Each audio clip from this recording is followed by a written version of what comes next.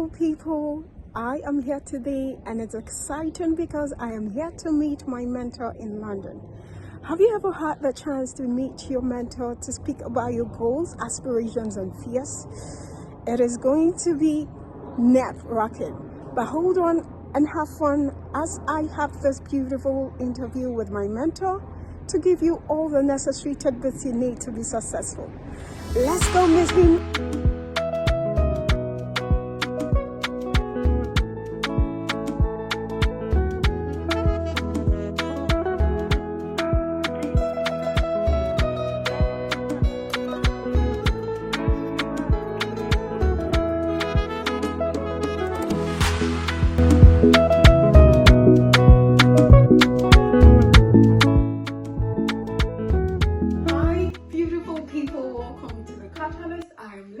Today I am super excited because I am here to see my mentor. Glue up because today we are going to have such a wonderful time with my one and only chief mentor.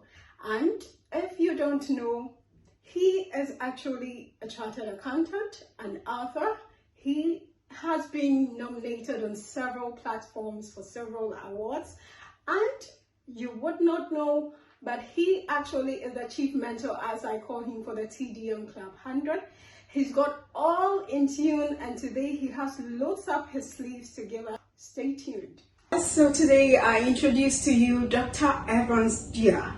I know I have done the introduction, but there is more up his sleeves for him to do. Welcome to the channel, Doctor. Thank you so much, Leticia. And I know I have already done the introduction, but tell us more.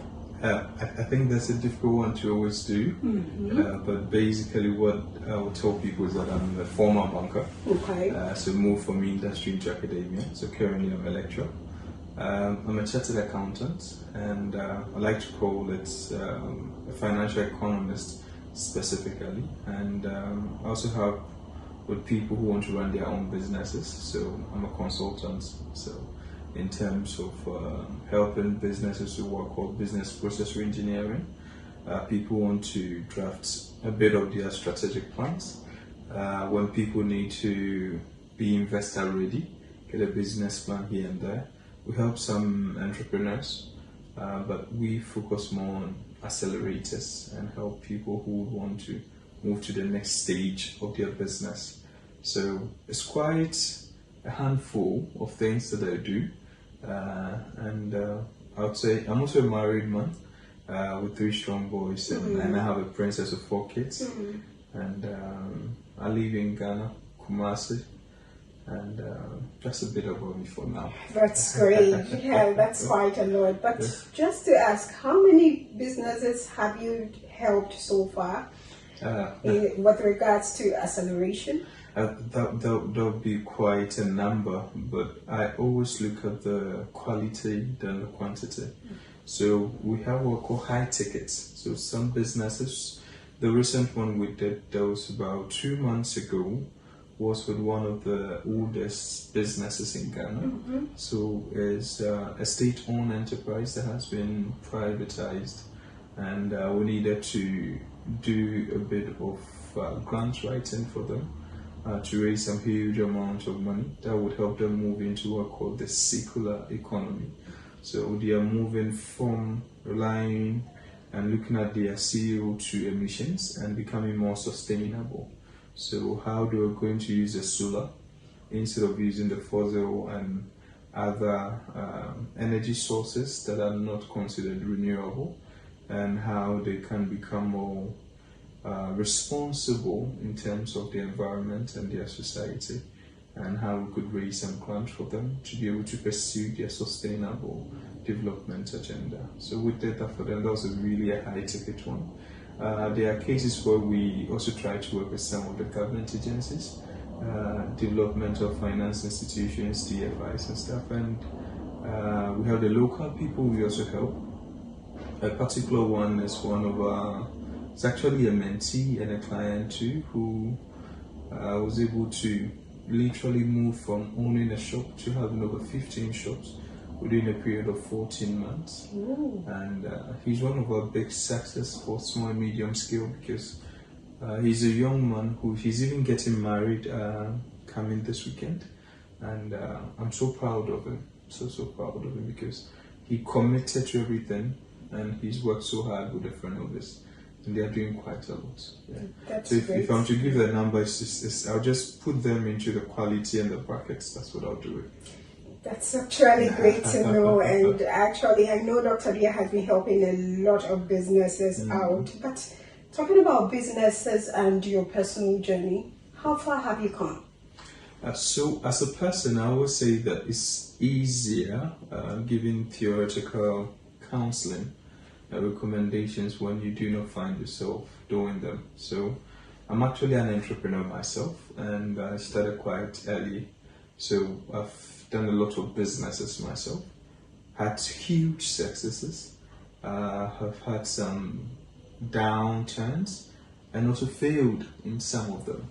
It is important we let people know that the risk in business comes with its own successes and failures, and we shouldn't let people think that everything is all rosy. Even for people of my type, where we are researchers and we are deemed as experts and even authorities in this area, there are times we fail. So it means that none of us should be complacent when it comes to entrepreneurship. We should make sure that we put in all the measures, which we call them the mitigating measures. You put them in place just to make sure that you do not have any lapses here and there.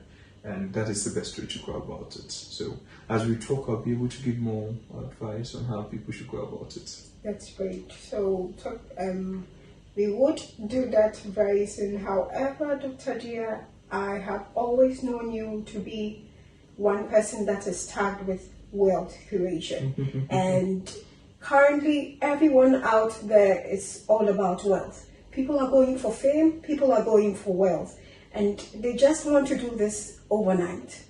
What do you say about time, patience, and achievement in our era? So, for a very long time, I've been saying this thing that there are no shortcuts to any true wealth. Anything, and this is even scriptural for those who are Christians, anything that comes too fast goes too fast too. The reason why wealth is built over time is because you need the character, you need the understanding, you need the expertise to manage it. It has been proven, even empirical findings have proven it, that when people who get rich overnight by winning a lottery become poor after a while, when people do not know how money comes to them, they don't even know how to manage it when they have it. So most people are into gaining of wealth, and a few people are into managing of wealth. Your ability to manage what you have, your ability to accelerate what you have, is what will make you wealthy. So that when you get there, it becomes more sustainable. So if you use shortcuts to get there, you never knew how to multiply money.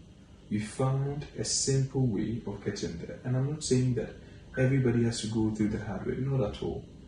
But you need to understand that there are concepts with which you can do.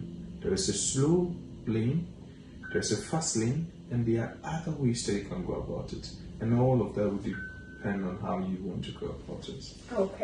Okay, so talking about wealth management, acceleration, and getting the knowledge of it, has it got anything to do with habits? 100%. 100%. I always tell people that you cannot separate attitude, habits, character. You can't separate them. Every single day I tell people that when I get to know what you do every day, I can even predict what you become.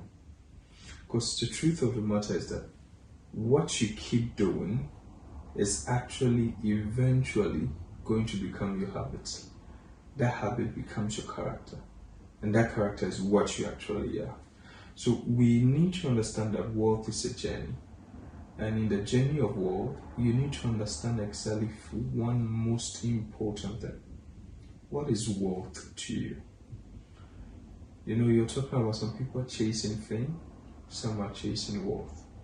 In my book, Intentional World 2.0, Building with a Pentagon World Model, I try to not put people into one box. In fact, I leave people to themselves and I guide them to identify the meaning of worth to themselves. For some people, worth is materialistic. And when you say worth is materialistic, in accounting or in finance, we call it the net worth.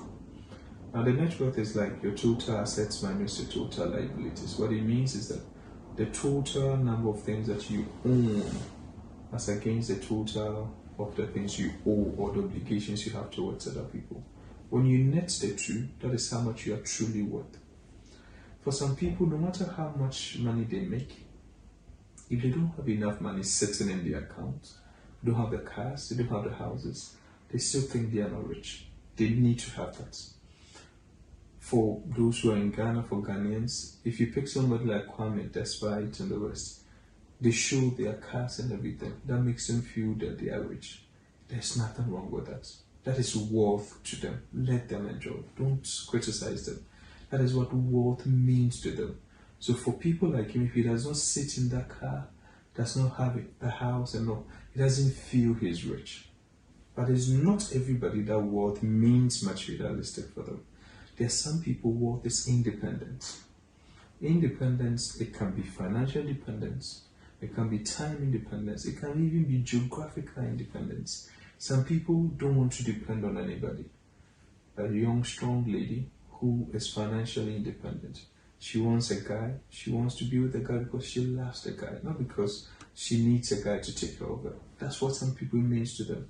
Some people have what is called geographical independence. They want to be able to travel whenever they want to travel, go wherever they want to go. Some people also just want time. In the morning, they are playing golf.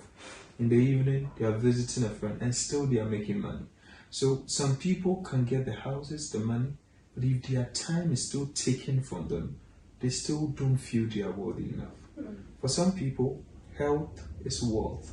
It does not matter all the money they have. If their health is compromised, they would let it go. So some people want to stay healthy and live long. And once they have that, it's enough for them. Other people is psychological.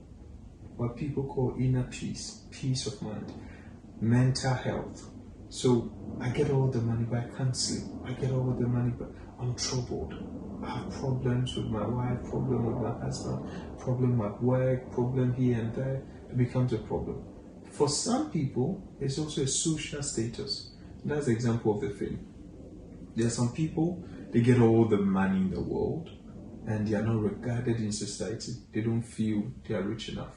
So for such people, and I always use this example from Pablo Escobar, drug lord, Colombia, had money stashed in ground, wars everywhere. Yet he was not fulfilled. He wanted to become the president of Colombia. And when he couldn't, that's where he became a monster. Because his real wealth was not the cash, was not the dollars. It was the fact that he wanted to be regarded as the biggest or the big dog in the whole of Colombia. So wealth to some people is also fame. So when some people are chasing the fame, we shouldn't criticize them. That is what wealth means to them, and that's how they'll find it. That's the reason why some people would want to be important at church, important at school, important at workplace, society, politics, and so on and so forth. So people need to define what wealth is to them. Okay, that was a deep one. And talking about intentional wealth 2.0, I will leave in the link to the book down in the description. Please do well to have a look, and you would love that book.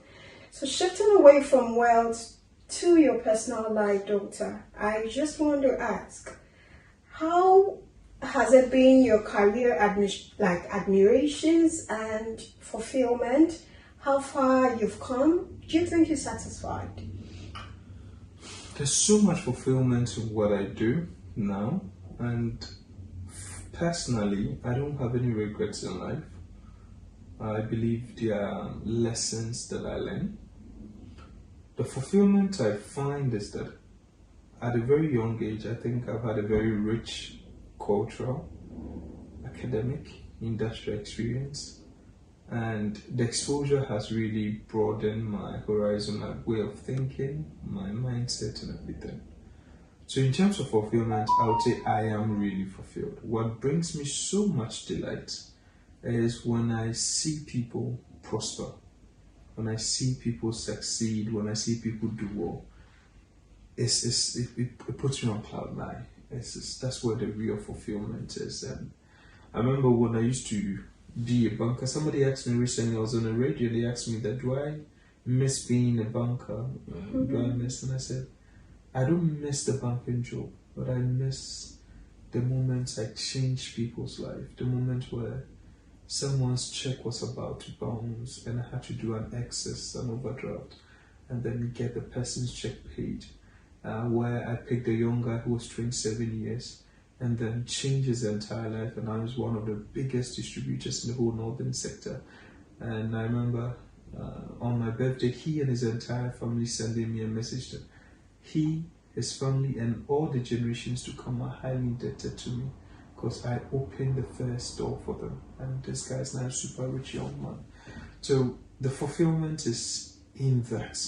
And you are part of TDM, and you know the good news and the stories we hear, and that is what keeps me going.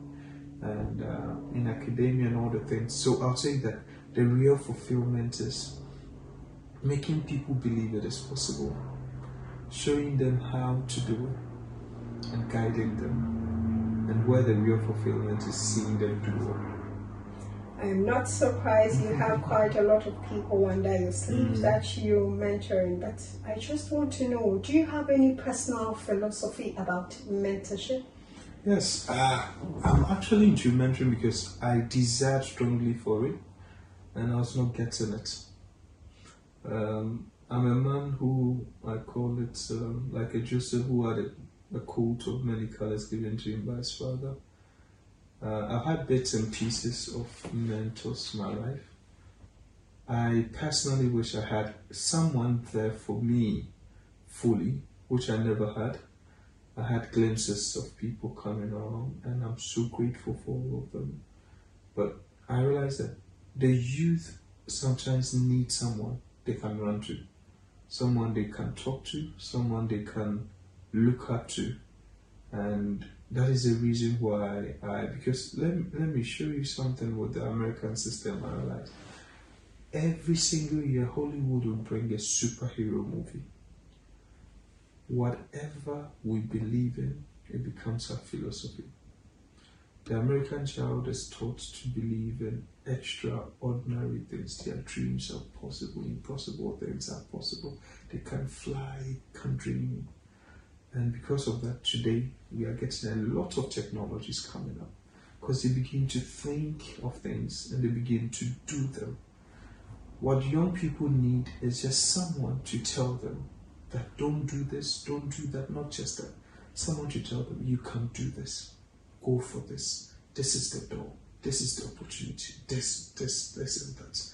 And for my main philosophy about mentorship, it has always been very, very simple. Let people dream. Create an enabling platform where people can dream.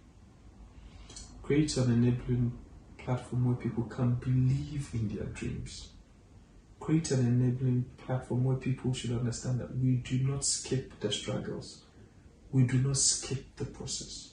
No matter how smart you are, if you want to do medicine, my wife is a medical doctor, and I always say that she had to go through 8 years. It's still not enough. She's doing another 2 years of specialization now. It tells you that it does not matter how smart you are. If you want to be a medical doctor, you still have to go through all the stages, complete it, do your housemanship and clinicals and everything before you can be called a medical doctor. It's the same thing with being an accountant, the same thing. So people should not think that when they have to go through that discipline, that rigor of hard work, it is a problem. So people should give people platforms to dream, platforms to believe that what they are dreaming is possible. Help them to build and let them know that eventually they can get there. But the last most important thing is I always talk about becoming. We live in a generation where people are concerned about getting. People want to get PhDs, certificates, titles, houses, cars. People just want to get things. Only a few are concerned about the character, becoming something. I have said this thing over and over. The reason why I keep learning, I keep doing what I'm doing is, when a man becomes so valuable and becomes a dispenser of value, God forbid, the person can lose everything. But he or she will still rise. Because if you become valuable, who can take that from you? Who or how are you going to take that from that person? Absolutely, you can't take that from that person. When I am done learning how to code, and I can do devils, backend, cloud computing, Python, I've learned it, I can do it. How do you take that from me? You can't. So the focus is that we should focus on deliverables. We should focus on value dispensation. And that's what I teach people. So the first one is to dream, to believe, to build, and finally become. That's quite a nugget in there. And I must say, talking about dreaming, building, and finally becoming, I just want to ask, do you think there are enough support systems for the youth currently?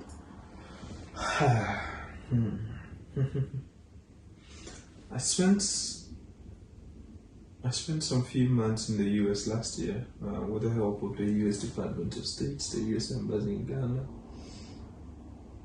And when I was back from the States, my simple statement I told them was, the African child is not lazy.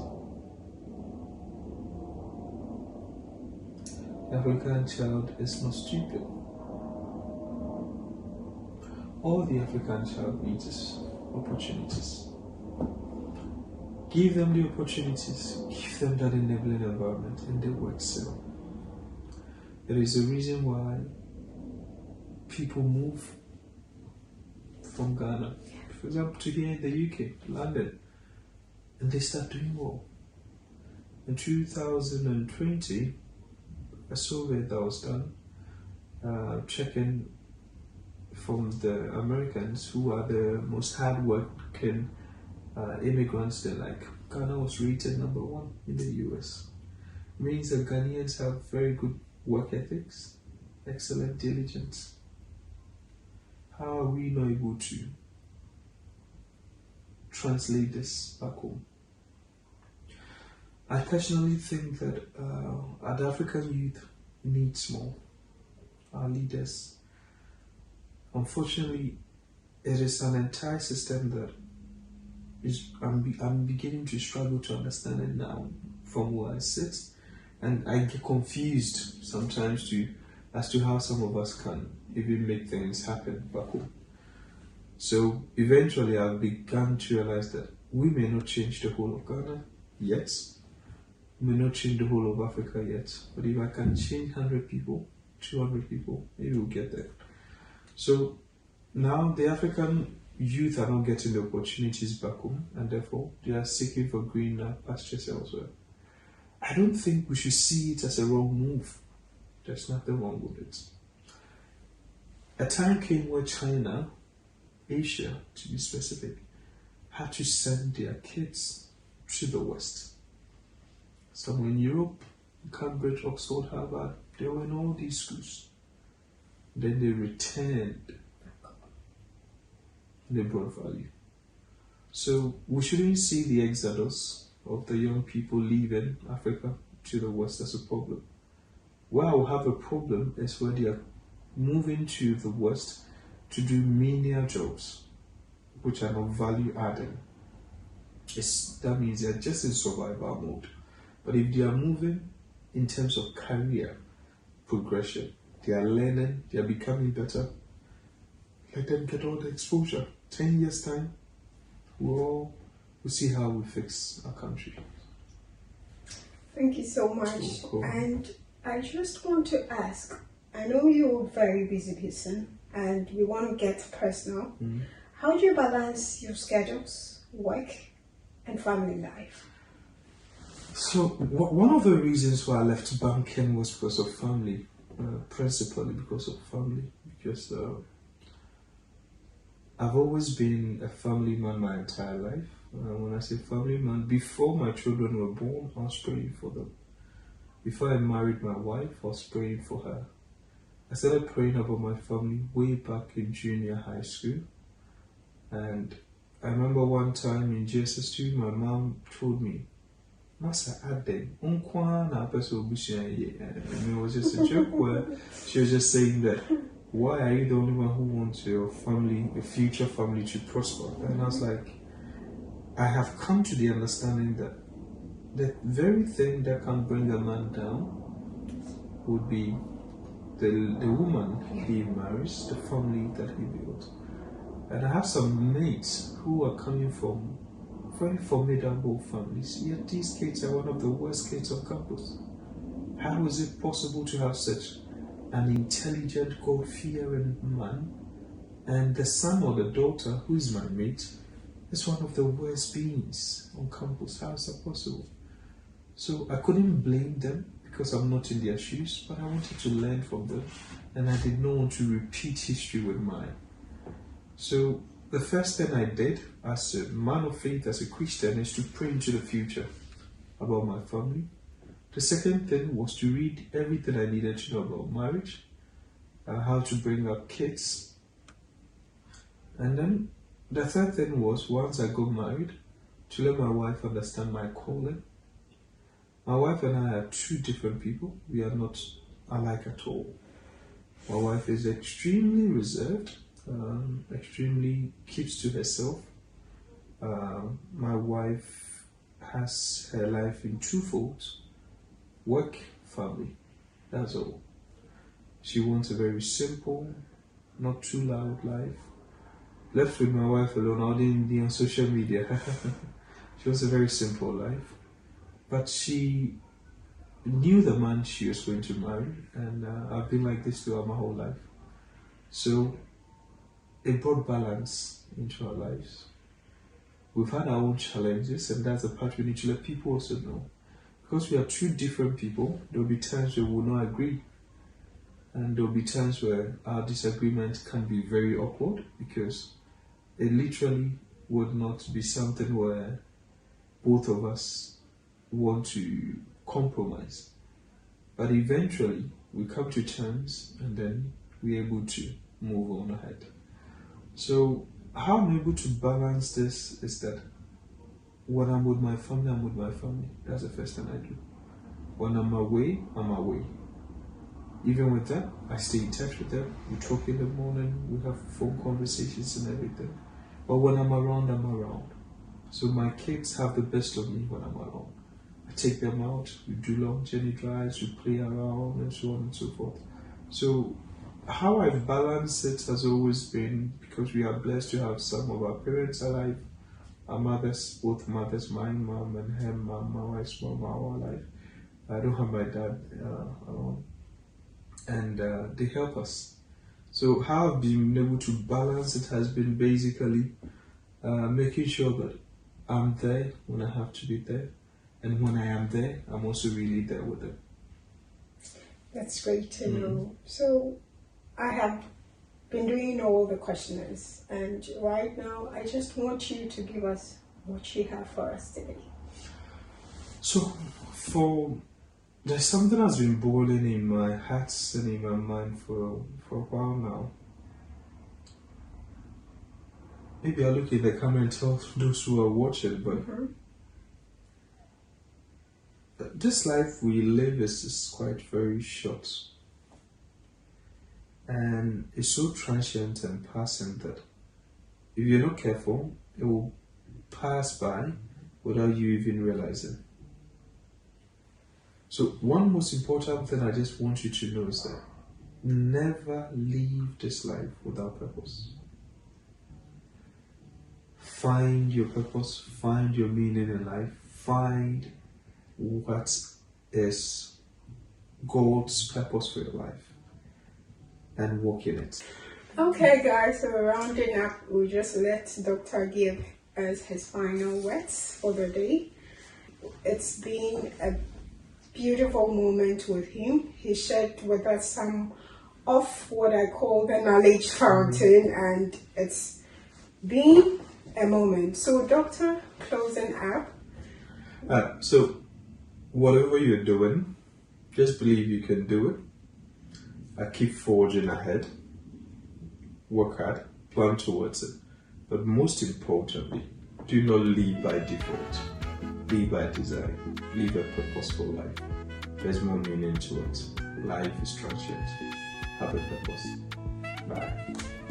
Thank you, beautiful people. So we are ending up, and until we meet again, don't forget to define your own success.